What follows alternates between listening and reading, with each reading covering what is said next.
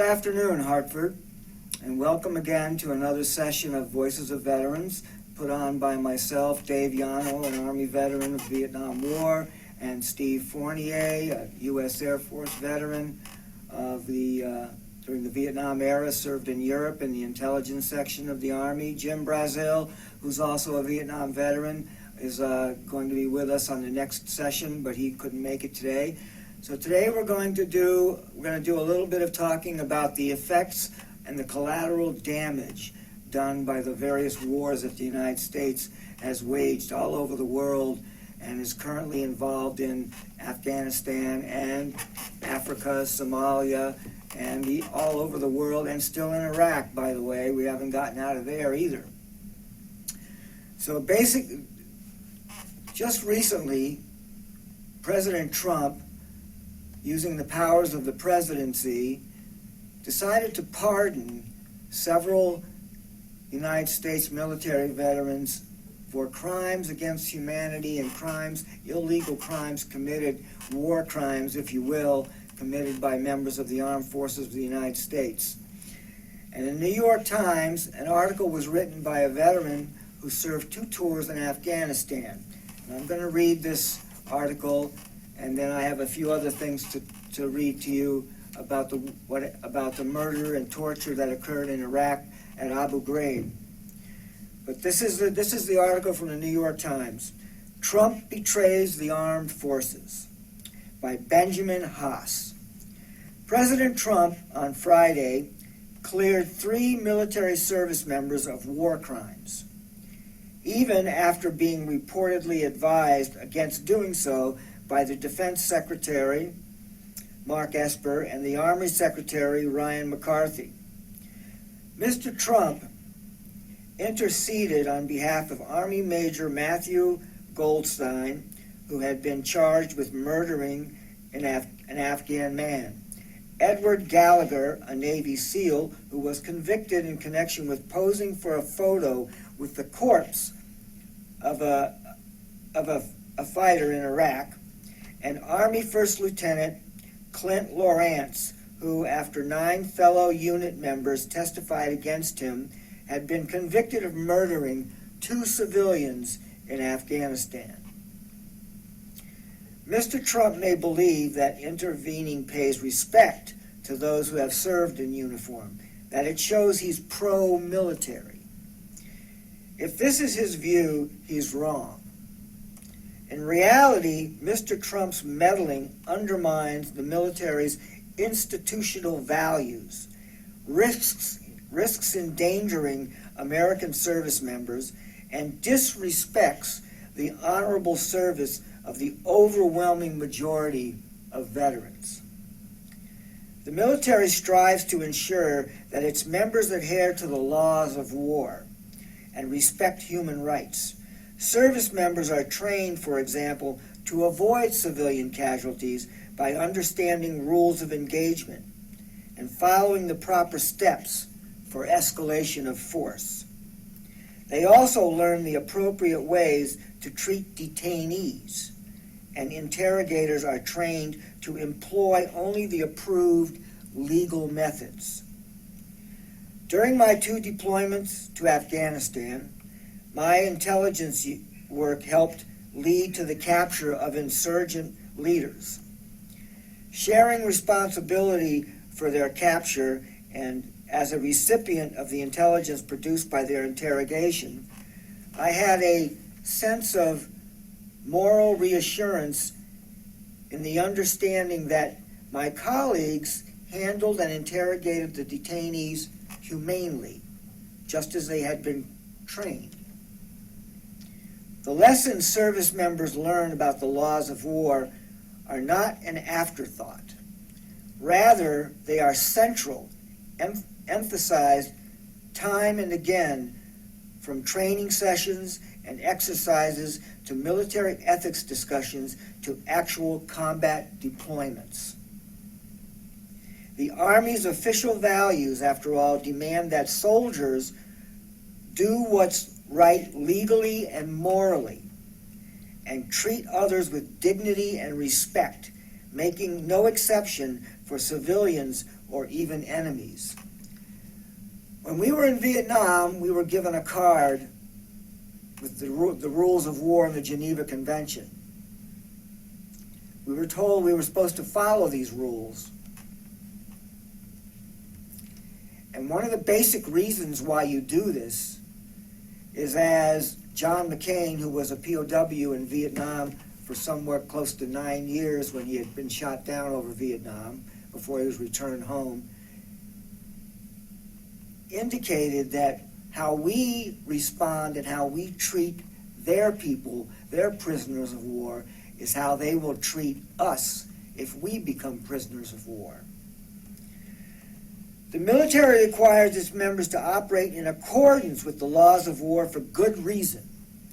Disregarding the laws of war, which Mr. Trump has done by intervening in these cases, jeopardizes mission accomplishment and the safety of service members. Excessive civilian casualties, for example, can stimulate further violence, turn local populations against the American forces, and discourage allies from collaborating with the United States. Mr. Trump should realize that the laws of war actually serve to benefit our armed forces. Against this backdrop, Mr. Trump's intervention on behalf of those convicted or accused of conduct falling short of the military's crucial legal requirements and moral expectations undermines the training in which the military rightly invests so much effort. It trivializes the values the military spends so much time fostering. He could be endangering United States service members deployed to combat zones by handing their enemies propaganda and recruitment material, and by degrading support among local populations. In fact, these Zippo lighters, which all of us carried in Vietnam, were used almost exclusively from the last members of any platoon going through a village. The Zippo squad would light on fire all of the homes and hooches and livestock and whatever else they could burn of the villagers that we just rounded up and drove out of their villages. That was a recruiting effort on the part of the United States military to make more Viet Cong, and it was very successful.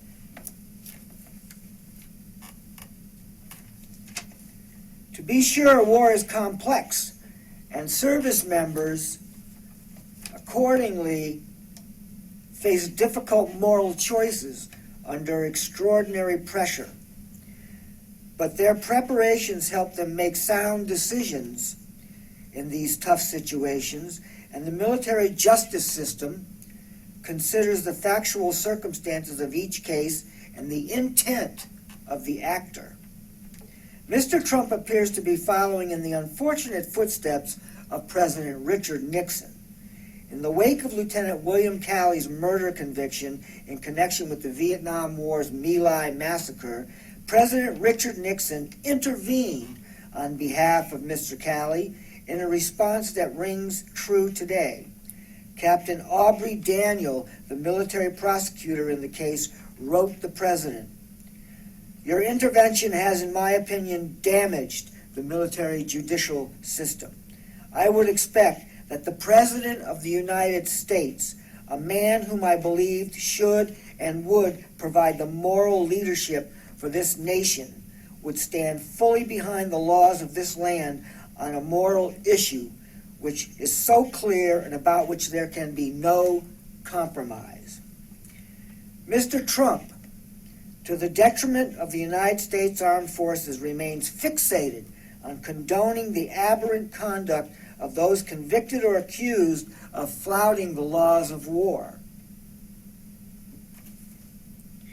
He should have left the military justice system to do the job. But perhaps this is not surprising, considering that Mr. Trump himself has recently advocated a war crime the appropriation of oil in Syria. The fact that a veteran of the wars in Afghanistan would write this about the president should be alarming to the President of the United States. It should be a heads up to his entire White House staff that what he just did was to undermine the military justice system and the belief that American soldiers have been told and have a right to refuse an illegal order to kill civilians or to kill an unarmed, captured member of the enemy's forces. Any way you look at it, it's murder. And the fact that officers of the United States Army easily pose beside dead bodies brings it to the fact that the moral issues have been left far behind by members of the United States military who are no longer listening to their conscience and their training. If I have some time, I'm going to read a little bit from this book. It's called Collateral Damage, written by Chris Hedges and Layla Al-Arian. And the book starts off with a very sad letter, and I'm going to read that to you. Thanks for telling me it was a good day until I briefed you. You are only interested in your career and provide no support to your staff. No mission support, and you don't care. I cannot support a mission that leads to corruption, human rights abuses, and liars. I am sullied no more. I didn't volunteer to support corrupt, money-grubbing contractors, nor work for commanders only interested in themselves. I came to serve honorably and feel dishonored. I trust no Iraqi. I cannot live this way. All my love to my family, my wife, and my precious children. I love you and trust you only. Death before being dishonored anymore. Trust is essential. I don't know who to trust anymore. And why serve when you cannot accomplish the mission, when you no longer believe in the cause, when your every effort and breath to succeed meet with lies, lack of support, and selfishness? No more. Reevaluate yourselves, commanders. You are not what you think you are, and I know it. It's signed by Colonel Ted Westhusing. Life needs trust, and trust is no more for me here in Iraq.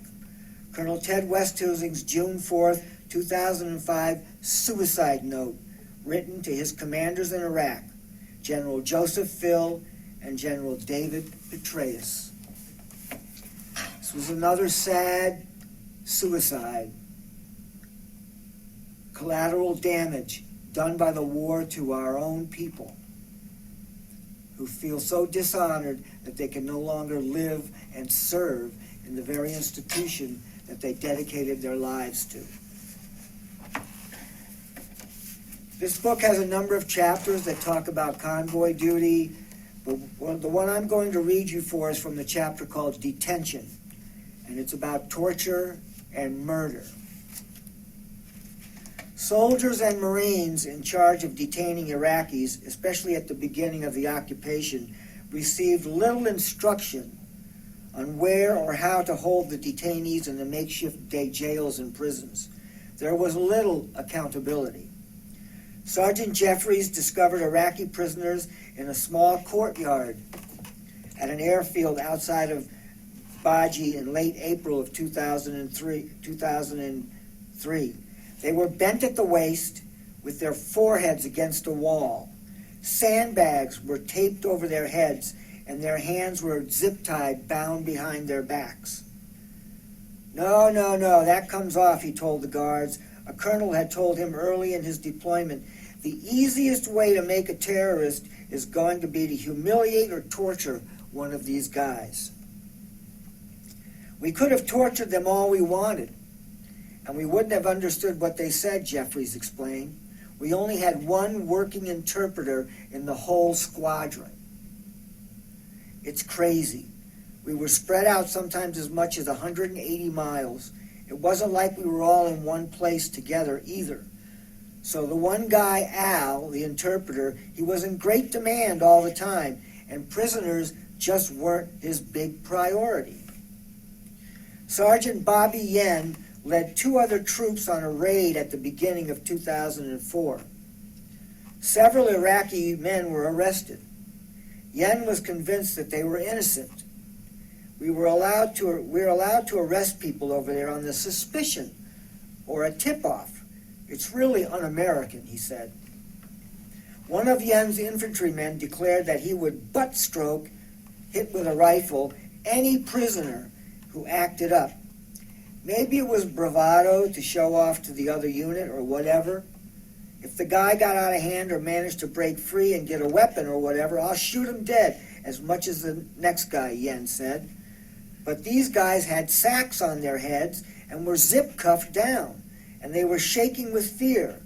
I felt more pity for them than anything. Sergeant Flatt found a group of Iraqis in October 2004 north of Samarra during a large-scale military assault on that city. They were handcuffed and made to sit cross-legged on the ground, surrounded by a ring of concertina wire, in the middle of the desert in 120-degree heat for at least a day. They were sat next to fuel tankers and other supply vehicles, he said. The fighting and the pushing to the center of the city continued for several days, Flatt said, so I'm guessing they were brought there temporarily with the intent to bring them to a detention facility either in Tikrit or the base west of Samarra when someone had time. I was just looking at them and going, oh my God, he recalled, they've got to be hurt. Flatt detained another group of Iraqi men in Mosul in January of 2005. A warehouse in the city was converted into a makeshift prison. The Iraqis were wearing dishdashes, or traditional long robes, that were too thin for the winter cold.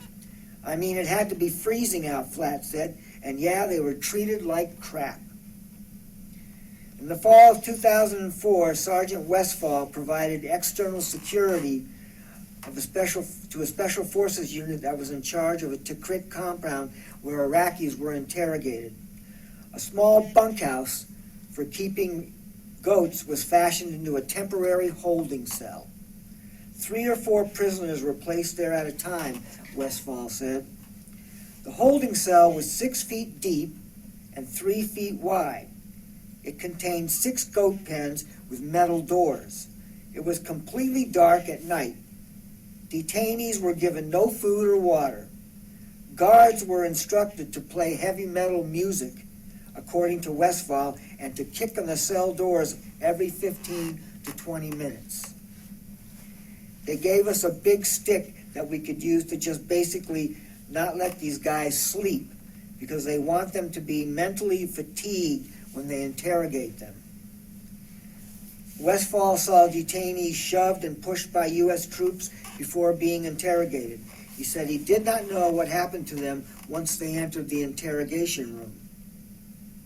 Specialist Middleton said some power-tripping soldiers abused Iraqi prisoners.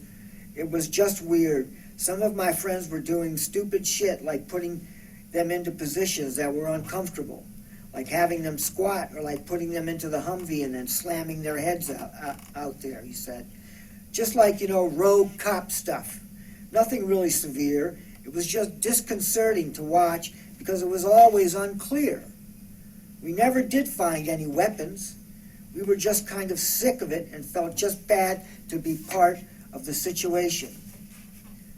Middleton's 100-man company took over a hilltop recreation center beside a mosque in Mosul.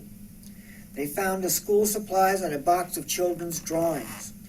Some of the drawings showed people with blood spurting out of their heads.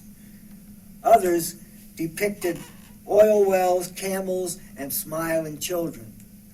So you can imagine that children were drawing pictures of what they were seeing being done to their own people. The recreation center was converted into an interrogation center. A platoon brought in a suspected insurgent in his 30s. The man was suspended by a rope and beaten for information. Soldiers stood guard to prevent those outside the building from witnessing the beating. So we were kind of hanging out and walking around like, what's going on in here, Middleton recalled. You could just see like one light and you could hear noises and stuff. Middleton's friend, a fellow medic, treated the man for his interrogation injuries. Sergeant Joe Henry was a psychological operations specialist with the Minnesota National Guard. He was stationed at an enemy prisoner of war camp near Baghdad International Airport in 2003. The camp held petty offenders who had broken curfew or were caught with contraband. 2 prisoners tried to escape over the boundary wires on June 12, 2003, when Henry was sleeping. The sound of gunshots woke him. We were up and pretty much in a karate stance because it was well after midnight. All of a sudden we heard shots, and we didn't know exactly what was going on, so everybody jumped. A soldier with the 186th Military Police Company shot and killed one of the men. The other man, terrified, dropped to the ground to avoid getting shot, and he remained there until daylight. The prisoner, according to military investigation, was bleeding profusely from wounds to his chest, his back, and both legs. The report decreed that deadly force was authorized to prevent detainee escapes. The military police soldier responsible for the fatal shooting was absolved. Guards also were required, however, to use graduated force first, if possible, including shouting "Kif," which was halt in Arabic 3 times. The soldier had yelled halt or stop at the escapees twice in English. The Army concluded that he had accordingly fulfilled the spirit of the rules of engagement. The inmates should have understood the English words. Similarly, in Vietnam, we were taught several words that we were supposed to use, such as "Dong Lai," which means stop or halt. But you can't understand shouting and screaming in English if the language that the people are supposed to understand is their own native Vietnamese or Arabic.